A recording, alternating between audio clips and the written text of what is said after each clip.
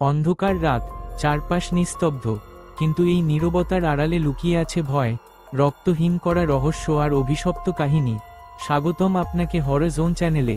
এখানে আপনি শুনবেন এমন সব ভৌতিক গল্প যা আপনাকে শিহরিত করবে, নিদ্রাহীন রাত উপহার দেবে, আর বাস্তব আর অবাস্তবের সীমারেখা মুছে দেবে।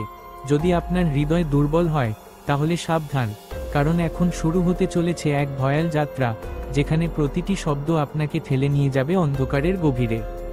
মোমবাতি অন্ধকারের অভিশাপ। ঝড় বৃষ্টির রাতে গ্রামের প্রাচীন দেউলতলা বাড়িটাকে সবাই এড়িয়ে চলে। শোনা যায় ওখানেই বহু বছর আগে জমিদারের মেয়েকে হত্যা করা হয়েছিল। সেই থেকে বাড়িটার চারপাশে এক অদ্ভুত অন্ধকার বিরাজ করে। অর্ণব নামের এক তরুণ সাংবাদিক একদিন সিদ্ধান্ত নিল এই রহস্য ফাঁস করবেই। ক্যামেরা, টর্চ আর রেকর্ডার নিয়ে সে রাতে চলে গেল বাড়িটার ভেতর। ভাঙাচোরা দরজা ঠেলে ভেতরে ঢুকতেই তার বুকের ভেতর কেমন ঠান্ডা হাওয়া কেটে গেল। দেয়ালে ঝোলানো পুরনো ছবিগুলো হঠাৎ করেই কেঁপে উঠল। মেঝের ধুলোয় যেন কারো পায়ের ছাপ দেখা গেল, যেন কেউ ঠিক এখনই হেঁটে গেছে। অর্ণব আতঙ্ক সামলে এগিয়ে গেল ভেতরের ঘরে। হঠাৎ টর্চের আলোয় দেখা গেল এক সাদা পোশাকের মেয়ের ছায়া। কাঁধ থেকে চুল ঝুলছে, মুখে নেই কোনো দৃষ্টি। অর্ণব স্তব্ধ হয়ে দাঁড়িয়ে রইল। রেকর্ডার নিজে নিজে চালু হয়ে গেল।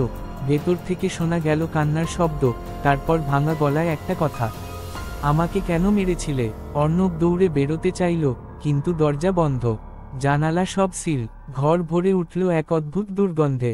সে বুঝল জমিদারের মেয়ের আত্মা এখানেই আটকা। অল্প কিছুক্ষণ পর ছায়ামূর্তিটা কাছে এসে দাঁড়ালো। তার দু চোখ থেকে টপ টপ করে রক্ত ঝরছে। হঠাৎ করেই ভাঙা গলায় বলে উঠল, আমার প্রতিশোধ চাই, তুইও এখান থেকে বেরোতে পারবি না। অর্ণব চিৎকার করে উঠল, কিন্তু তার গলায় কোনো শব্দ বেরোলো না। ঠিক তখনই ঘরের মেঝে ফেটে গেল। ভেতর থেকে আসতে লাগলো অসংখ্য হাত, কঙ্কালসার, কালো। তারা টেনে নিচ্ছিল অর্ণবকে অন্ধকার গহ্বরে। পরদিন সকালে গ্রামবাসী বাড়িটার সামনে অর্ণবের ক্যামেরা পেল। কিন্তু আশ্চর্যের ব্যাপার হলো, ক্যামেরার ভেতর অর্ণবের ভিডিওতে শেষ মুহূর্ত পর্যন্ত রেকর্ড ছিল।